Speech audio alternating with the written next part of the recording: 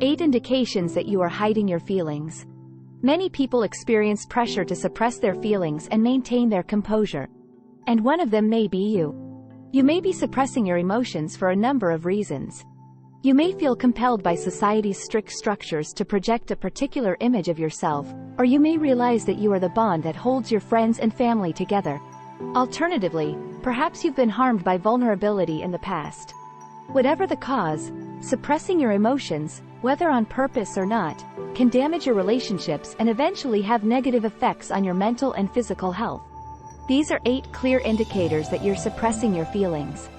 If any of them resonate with you, it might be time to consider your options and face your emotions. You failed to hear your own advice. First thing first, you don't listen to yourself. When was the last time you really gave yourself a listen? When was the last time you connected with your heart and had an interior dialogue? You might not even be able to recall. That's one of the first signs that you may be suppressing your emotions. You haven't given yourself a thorough evaluation or given your subconscious any attention in a long time. You never truly look for the source of this negative energy, even when you're feeling horrible and know something is off. Instead, you choose to ignore it, thinking it will go away on its own. You feel ashamed of your despair and rage. Number 2, your sadness and anger are embarrassing you. It's likely that you were taught as a lad that boys do not cry. You were raised with the idea that men should face their problems head-on rather than pouting about them. Additionally, that being vulnerable or weak in any way is not a characteristic of a man. You most likely internalize these behavioral tendencies throughout your childhood. If you're a woman, you were undoubtedly brought up to believe that girls should always control their rage. You discovered that a true woman would never show her worry or rage. These opinions have an impact on who you are now, even if you aren't aware of it. You've been taught since you were a young child that feelings like melancholy and rage are bad. And even though you're older now, you still feel embarrassed to show these feelings. You never discuss how you're feeling. Third, you never discuss your feelings. One further obvious side effect of suppressing your emotions is that you never open up to anyone about how you're feeling. It's not necessary to divulge to everyone in your vicinity your innermost thoughts, anxieties, and secrets. To your closest friends and family, though, you most likely never share your true feelings with them either. Even when you cry, you do it discreetly and by yourself. You prefer to deal with your problems alone, in solitude, and without the involvement of others, no matter what they are. You are cautious. Number 4, you're under watch. Have you ever been described as closed off by someone? I'm not referring to a single, exceptional case. I mean, you want people to actively know that you are a guarded individual. Being cautious isn't always a bad thing, though. It's just an aspect of who you are. But there needs to be a context or rationale behind it. Your tendency to be extra cautious and hesitant to let people in could be an attempt on your side to fortify a wall around your heart. This is simply one more typical sign that suggests you may be suppressing your emotions. You are never alone. Number 5. Everything is always all right. You are suppressing your feelings if you never voice your concerns when they arise. You always answer that you're doing fine, and don't need anything when someone asks how your day has been or whether you ever need help with anything. But in actuality, everyone experiences both wonderful and bad situations. There are many moments when we are not at all okay.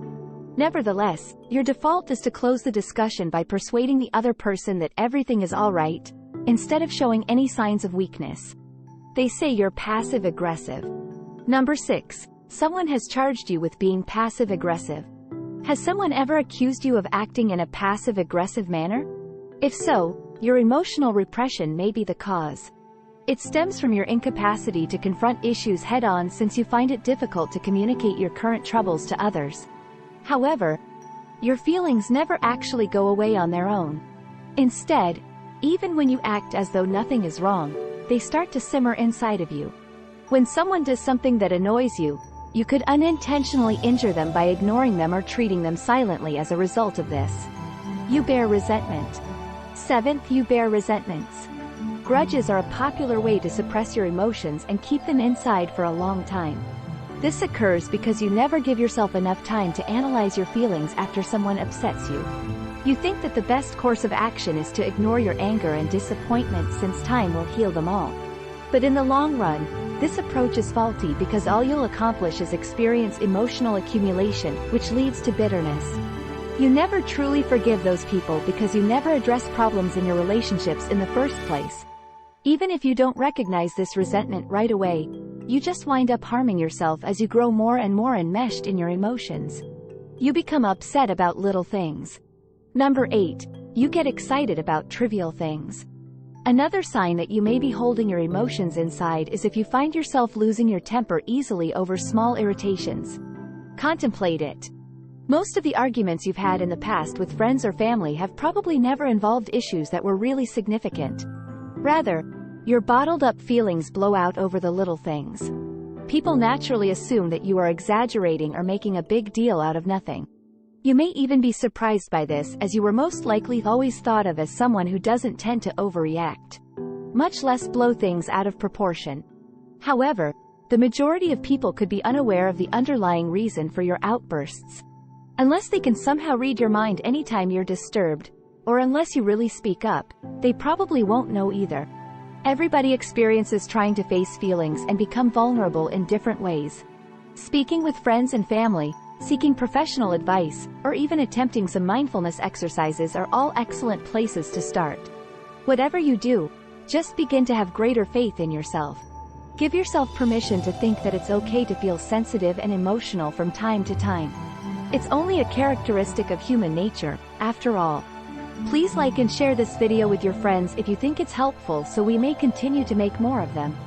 Click the subscribe button and don't forget to click the notification bell for more videos just like this one.